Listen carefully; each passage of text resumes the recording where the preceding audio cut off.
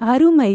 இந்தியாவின் இயற்கை அமைப்பை 6 பெரும் பிரிவுகளாக பிரிக்கலாம். அவை: 1. ஹிமாலயா மலைத்தொடர், ஹிமாலயன் மவுண்டன் ரேஞ்ச்.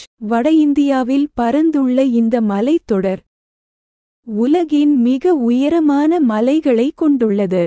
முக்கியமாக ஜம்மு மற்றும் காஷ்மீர், ஹிமாச்சல் பிரதேசம், உத்தரகாண்ட், சிக்கிம் மற்றும் அருணாச்சல பிரதேசம் ஆகியவற்றை உள்ளடக்கியது.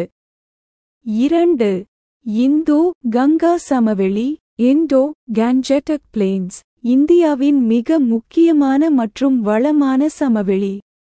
பஞ்சாப், ஹரியானா, உத்தரப்பிரதேசம், பீகார், மேற்கு வங்காளம் ஆகிய பகுதிகளை உள்ளடக்கியது. 3. தக்காண பீடபூமி, டெக்கன் பிளாட்டோ.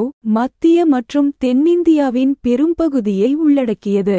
மகாராஷ்டிரா, கர்நாடகா, ஆந்திரப்பிரதேசம், தமிழ்நாடு ஆகிய மாநிலங்களில் பரவியுள்ளது. 4. தார் பாலைவனம், தார் டெசர்ட். ராஜஸ்தானில் பெரும்பகுதி மற்றும் குஜராத்தின் சில பகுதிகளில் பரவியுள்ளது. இந்தியாவின் மிகப்பெரிய பாலைவனம்.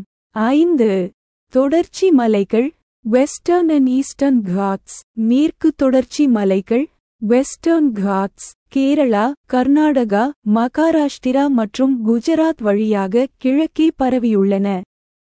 கிழக்கு தொடர்ச்சி மலைகள், ஈஸ்டர்ன் காட்ஸ், ஒடிசா, ஆந்திரப்பிரதேசம் மற்றும் தமிழ்நாடு வழியாக மேற்கே பரவியுள்ளன. 6. கரையோர சமவெளிகள், கோஸ்டல் பிளேன்ஸ். இந்தியாவின் மேற்கு கரை, அரபிக்கடல் மற்றும் கிழக்கு கரை, வங்கக்கடல் உடன் தென்னிந்தியாவின் வளைகுடா கடற்கரை பகுதிகளை உள்ளடக்கியது. இந்த பிரிவுகள் இந்தியாவின் புவியியல் மற்றும் இயற்கை வளங்களின் மாறுபாட்டை சரியாக பிரதிபலிக்கின்றன.